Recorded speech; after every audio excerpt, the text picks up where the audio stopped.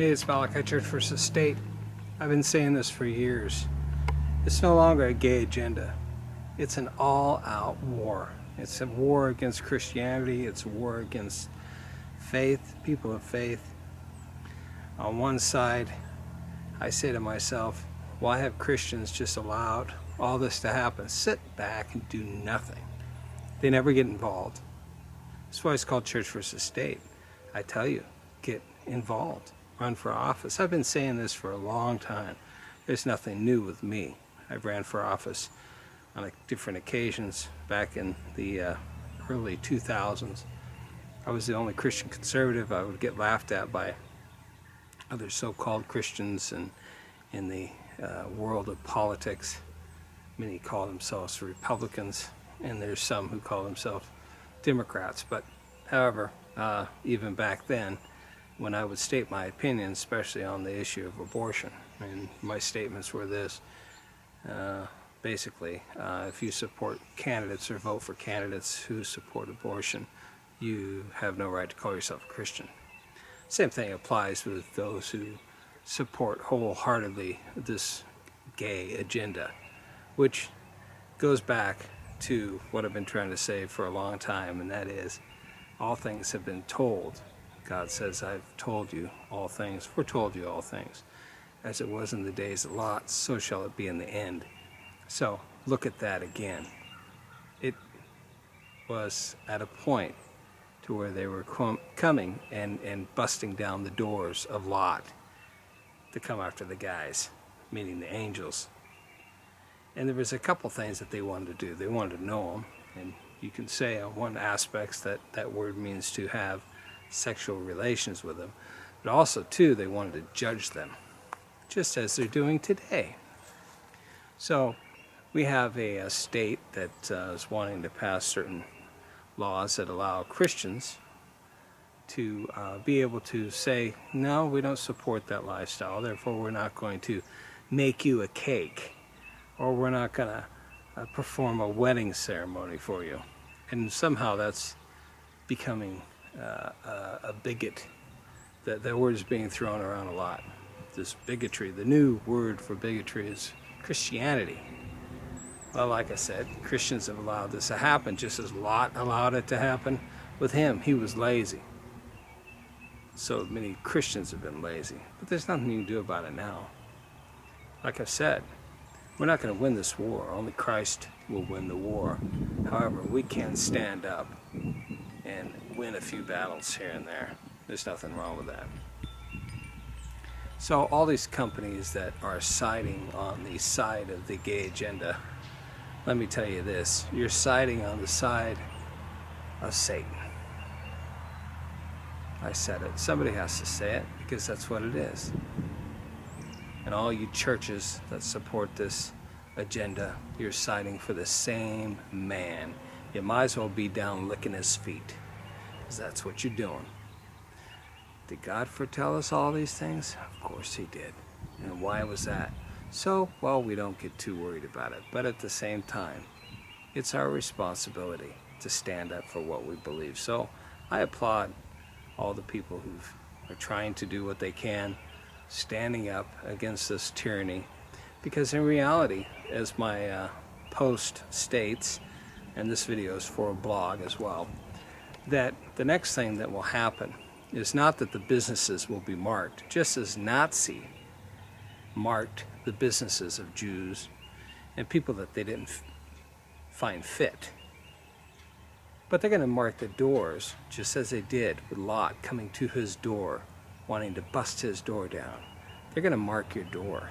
They're going to come to your home and say you're either for us or against us. You know what I'm saying?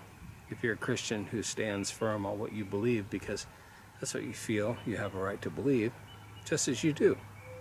Gays want to be gays, let them be gays, I don't care.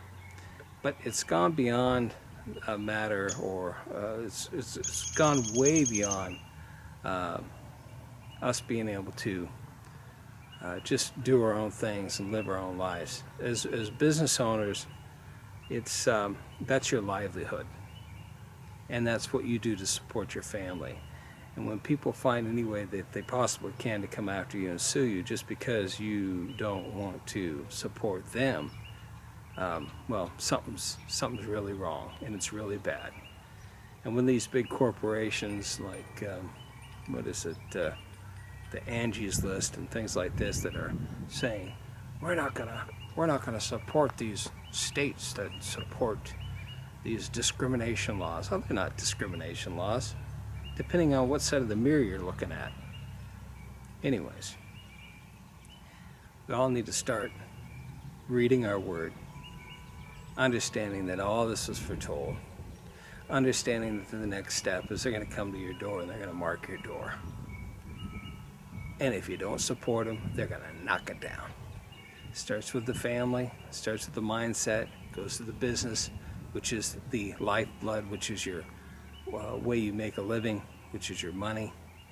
And then they're going to come for your home, because there'll be no safe place for you to hide. See, the no shoes, no shirt lobby is not as big as the gay lobby. But I'm pretty sure at some point in time, those who don't like to wear shoes or don't like to wear shirts, but like to frequent 7-Elevens, will get their day in court as well. It's Malachi signing out. If you don't like the way things are, you only get yourself to blame. Hug your kids, call your parents, go see a neighbor. Even if they're gay, go see a neighbor. Repent and be baptized.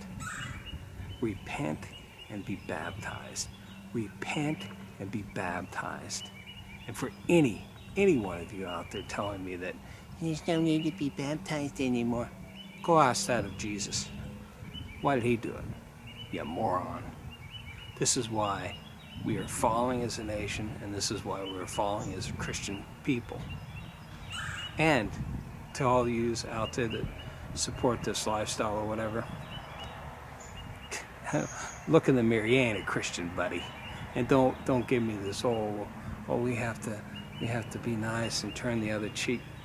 Yeah, show me another city in the Bible that God destroyed as he did Sodom and Gahmora, and then you'll have a real understanding of what it's really about. Because as bad as Egypt was, he didn't destroy it, did he?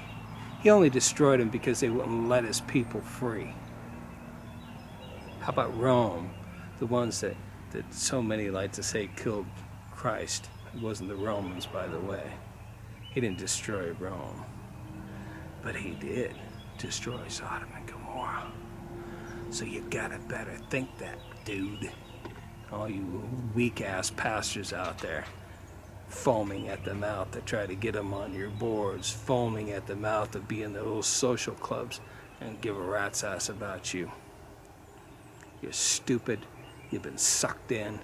And I hate to tell you this, buddy, but you're lukewarm. And the only thing that God does to people who are lukewarm is spew them out of his mouth, because you're nothing but vomit.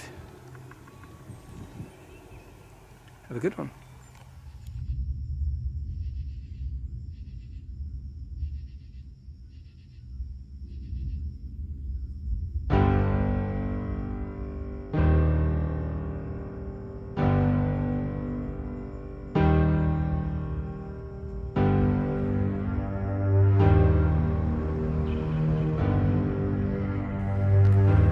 My people are slaves. 430 years have gone. Still they seem to carry on the ways that made them slave. My people are slaves. I sent Moses to free the land, to take them from Pharaoh's hand, but they run right back as slaves. My people are slaves. I bring them freedom they don't understand. They need laws to comprehend, to make them back as slaves.